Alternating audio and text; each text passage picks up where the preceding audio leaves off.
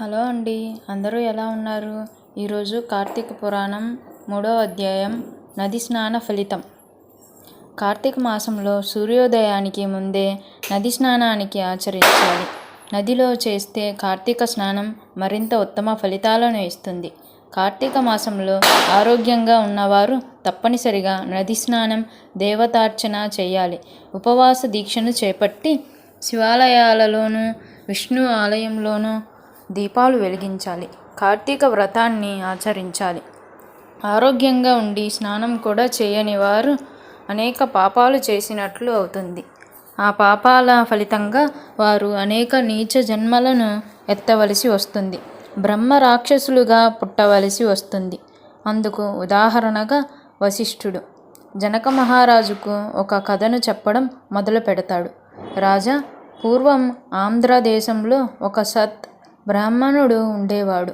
ఆయన ఎంతో నియమనిష్టలుగా కలిగి ఉండేవాడు. సూర్యోదయానికి ముందే నిద్రలేచి స్నానం చేసి దేవతార్చనను పూర్తి చేసే వరకు ఎలాంటి ఆహారం తీసుకునేవాడు కాదు.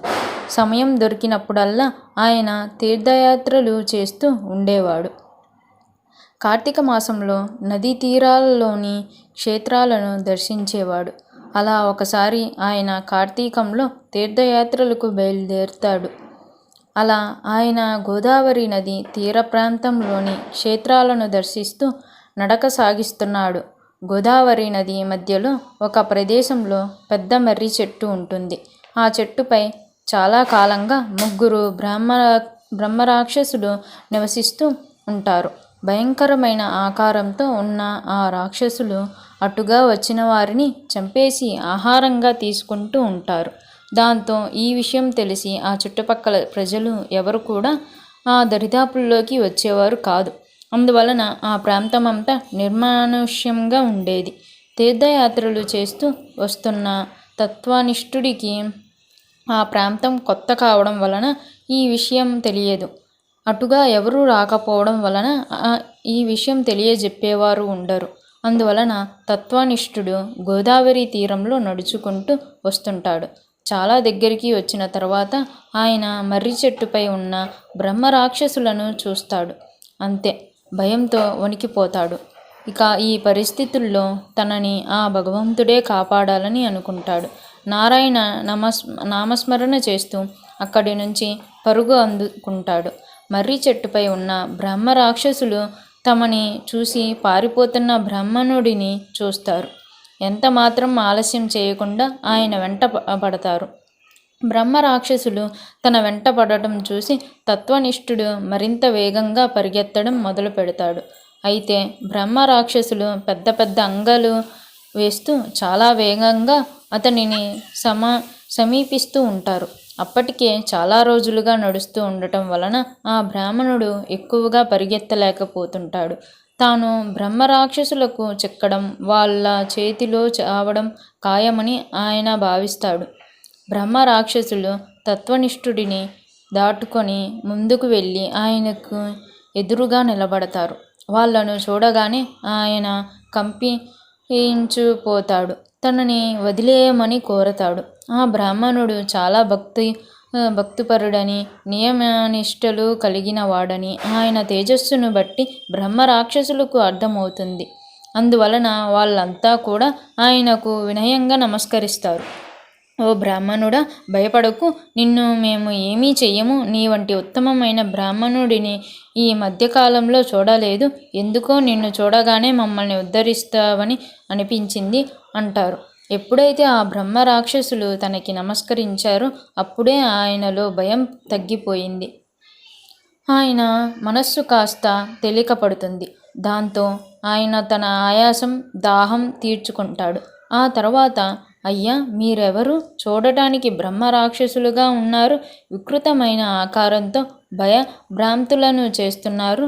మీ ఆకారానికి, మాటలకి పొంతన కుదరడం లేదు. మంచి వాళ్ళలానే మాట్లాడుతున్నారు. అదే స్వభావంతో కనిపిస్తున్నారు. అలాంటి మీకు ఈ రూపాల ఎలా వచ్చాయి అంటూ సందేహాన్ని వ్యక్తం చేస్తాడు. ఈ ప్రదేశంలో జనసంచారం లేకపోవడం చూసే నాకు అనుమానం వచ్చింది. ఇక్కడ మీరు నివసిస్తూ ఉండటం వల్లనే ఇటుగా ఎవరు రావడం లేదనే విషయం నాకు అర్థమైంది. కానీ మీరు మర్రి చెట్టుపై ఉండటం వలన దగ్గరికి వచ్చే వరకు నేను చూడలేదు. మీ వికృతమైన ఆకారాలను చూసే భయంతో పరిగెత్తాను. మరి నన్ను చంపే ఉద్దేశం లేనప్పుడు మీరు ఎందుకు నా వెంట పడ్డారు?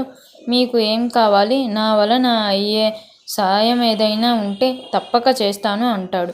బ్రహ్మ రాక్షసులు ఒకరు ముఖం ఒకరు చూసుకుంటారు. అందులో ఒకడు తన గురించి చెప్పడం మొదలు పెడతాడు. అయ్యా, నేను ద్రావిడ ప్రాంతానికి చెందిన బ్రాహ్మణుడిని. మందరం అనే గ్రామానికి అధికారిని. మా గ్రామంలో ఎవరైనా నేను చెప్పినట్టుగా వినవలసిందే. అధికార బలం వలన నేను అవినీతితో కూడిన ఎన్నో పనులను చేశాను. అన్యాయాలకు పాల్పడ్డాను. ఎంతోమందికి అమ్మించి మోసం చేశాను. వంచనతో సాధించిన సొమ్మును చూసుకొని నా తెలివితేటలకు నేను పొంగిపోయేవాడిని. ఎంతో కష్టపడి బ్రాహ్మణులు సంపాదించుకున్న సంపదను బలవంతంగా సొంతం చేసుకున్నాను. వాళ్ళు ఎన్ని విధాలుగా ప్రాధేయపడినా నేను కనికరించేవాడిని కాదు. నేను చేసే అన్యాయాలను గురించి ఎవరైనా ప్రశ్నిస్తే నా తెలివితేటలతో వాళ్ళను అనేక రకాలుగా ఇబ్బందులకు గురి చేసేవాడిని. తోటి బ్రాహ్మణులను నేను ఎప్పుడూ గౌరవించలేదు. ఆకలితో ఉన్న బ్రాహ్మణులకు ఇంత అన్నం పెట్టలేదు. అహంభావం వలన అప్పట్లో అదో గొప్పతనంగా భావించి గర్వపడేవాడిని. ఊపిరి ఉన్నంత వరకు నేను నా ప్రవర్తనను మార్చుకోలేదు. అందువలన భగవంతుడు నాపై ఎంత మాత్రం దయ చూపలేదు. నేను చేసిన పాపాలకు నరకంలో అనేక శిక్షలు అనుభవించాను. ఆ తర్వాత బ్రహ్మరాక్షసుడైన ఇదిగో ఇక్కడ ఈ చెట్టుపై ఉంటున్నాను. నిన్ను చూస్తుంటే ఉత్తమమైన బ్రాహ్మణుడిలా అనిపించావు. నీలాంటి ధర్మాత్ముడి వలన నాకు ముక్తి కలుగుతుందని అనిపించింది. ఈ జన్మ నుంచి విముక్తిని కలిగించమని కోరడం కోసమే నీ వెంట పడ్డాము. మమ్మల్ని కనికరించి ఇక్కడ నుంచి కదలాలి అని ఆ బ్రాహ్మణుడిని ప్రాధేయపడతాడు. బ్రహ్మరాక్షసుడి వేదన వినగానే ఆ బ్రాహ్మణుడికి ఎంతో జాలి కలుగుతుంది. అందరినీ భయపెడుతూ బ్రతకడంలో ఆనందాన్ని పొందకుండా ఆ జన్మ నుంచి ముక్తిని పొందడానికి ప్రయత్నించడం ఆయనకు ఆనందాన్ని కలిగిస్తుంది. చేసిన పాపాలకు ప్రాయశ్చిత్తం ఆ బ్రహ్మరాక్షసుడి మాటల్లో వినిపిస్తుంది. ఆయన కళ్ళల్లో కనిపిస్తుంది. అప్పుడు ఆయన మిగతా ఇద్దరు బ్రహ్మరాక్షసుల వైపు చూస్తూ, మరి మీ కథ ఏమిటి అని అడుగుతాడు. అప్పుడు రెండవ బ్రహ్మరాక్షసుడు తన గురించిన విషయాలను చెప్పడం మొదలు పెడతాడు. బ్రాహ్మణుడికి రెండవ బ్రహ్మరాక్షసుడు నమస్కరిస్తూ, అయ్యా, నేను చేసిన పాపం కన్నవాళ్లను ప్రేమగా చూసుకోకపోవడమే. నా తల్లిదండ్రులు నన్ను ఎంతో ప్రేమతో పెంచి పెద్ద చేశారు. ఏ విషయంలోనూ నాకు ఎలాంటి లోటు రాకుండా చూసుకున్నారు. నేను ఏది అడిగినా అది వారి శక్తికి మించినదే అయినా నా ఆనందం కోసం వెంటనే ఏర్పాటు చేసేవారు. నేను ఎలాంటి ఇబ్బంది పడకుండా ఉండటం కోసం వాళ్ళు అనేక కష్టాలు పడ్డారు. నిజం చెప్పాలంటే వారు సుఖపడటమనేది నేను చూడలేదు. ఎప్పటికప్పుడు వాళ్ళు అమర్చినవి అనుభవిస్తూ నేను సంతోషపడ్డానే గాని అందుకోసం వాళ్ళు పడుతున్న బాధలను గమనించేవాడిని కాదు.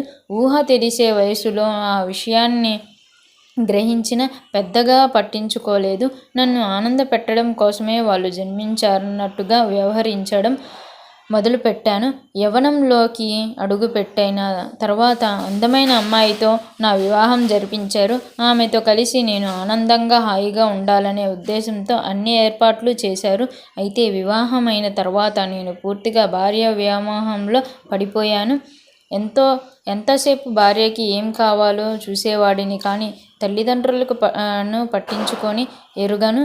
నా సంపాదన అంతా కూడా నా భార్యతో విలాసంగా గడపడం కోసమే ఖర్చు చేస్తూ ఉండేవాడిని. తల్లిదండ్రుల అవసరాలు మాత్రం అడిగింది లేదు. సంతానం కలిగిన తర్వాత భార్యాబిడ్డలే లోకమైపోయారు.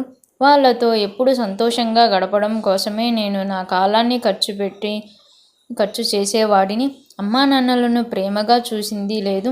కనీసం ఆత్మీయంగా పలకరించింది లేదు. పైగా విసురుకోవడాలు కసురుకోవడాలు చేసేవాడిని. అయినా వాళ్ళు అనుక్షణం నా బాగానే కోరుకునేవారు. అలా నా తల్లిదండ్రులు నా నుంచి ఏమీ ఆశించకుండానే ఈ లోకం నుంచి వెళ్ళిపోయారు. ఆ తర్వాత వయసుపై పడటంతో నన్ను అనారోగ్యాలు చుట్టుముట్టాయి. ఆ స్థితిలో నా తల్లిదండ్రులు ఎంతగా కష్టపడి ఉంటారనేది నాకు అర్థమైంది. చనిపోయిన తర్వాత నేను నరకానికి వెళ్ళాను. అక్కడ అనేక శిక్షలు అనుభవించాను. ఆ పాపం ఫలితంగానే బ్రహ్మరాక్షస రూపం కూడా వచ్చింది. ఇక ఈ జన్మ చాలు, మాకు విముక్తిని ప్రసాదించు అని తన ఆవేదనను వ్యక్తం చేశాడు. బ్రాహ్మణుడు మూడవ బ్రహ్మరాక్షసుడి వైపు చూశాడు. ఆయన తన కథను చెప్పడం మొదలు పెడతాడు. ఓ బ్రాహ్మణుడా, నేను కూడా గత జన్మలో బ్రాహ్మణుడినే, కానీ నీ అంతటి ఉత్తముడిని కాను. నేను ఒక విష్ణు ఆలయంలో పూజారిగా ఉండేవాడిని.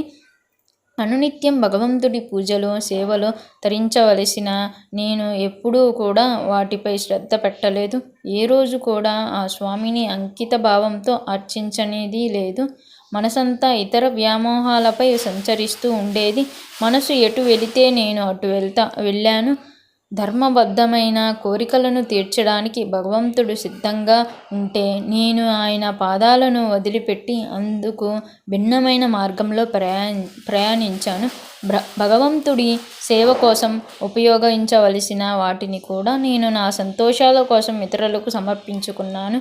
నేను నడుచుకునే మార్గం తప్పు అని నాకు చాలామందే చెప్పారు, కానీ నాలోని అహం భావం వలన నేను ఎప్పుడూ కూడా వినిపించుకోలేదు. నాకు తోచిన మార్గంలోనే నేను వెళ్ళాను. అందుకు నరకంలోకి తగిన శిక్షలనే అనుభవించాను. ఇక ఆ పాపంలోని భాగంగానే బ్రహ్మరాక్షసుడిగా ఈ మర్రి చెట్టుని పట్టుకొని ఉన్నాను.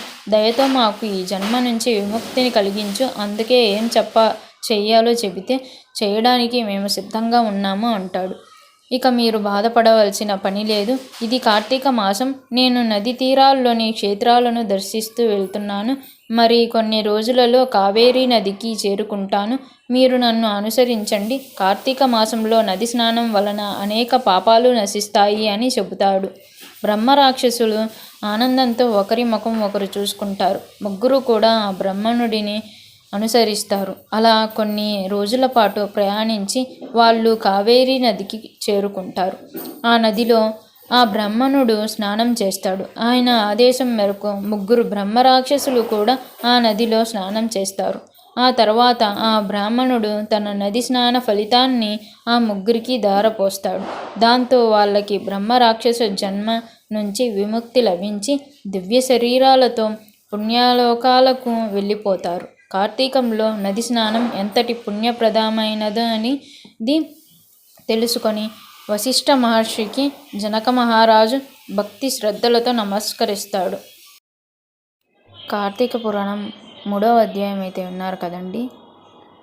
నచ్చితే కనుక లైక్ చేయండి, ఛానల్ని సబ్స్క్రైబ్ చేసుకోండి. Thank you for watching.